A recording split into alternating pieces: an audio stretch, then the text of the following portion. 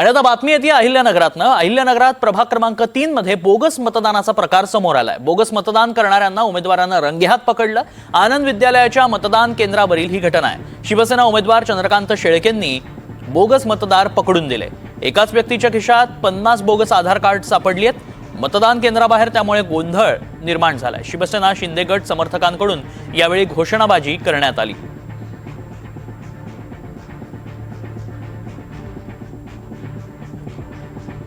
नगर शहरातील हा प्रभाग क्रमांक 3 हे मतदान केंद्र आहे। आनंद शाळा गुलमोहर रोड या मतदान केंद्रात काही लोक जवळपास आता इथे 50 कार्ड हे बोगस इलेक्शन का वोटिंग कार्ड 500 कार्ड आहेत। इथे 50 रेड हँड पकडले इथं विरोधी उमेदवारांनी आणि हे सगळं पोलिसांना दाखवलंय, निवडणूक अधिकाऱ्यांना आरवलं आणि सर्वांना दाखवलंय। मात्र संबंधित 2 लोक फक्त तिथून बाहेर घेऊन गेलेत। कुठली कारवाई नाही, याचा रेकॉर्ड नाही, कुठला पंचनामा नाही। इतकं बोगस 400-500 मतदान जर बोगस होणार असेल, आमच्या उमेदवारांनी शिवसेनेच्या उमेदवारांनी ते रेड हँड पकडले।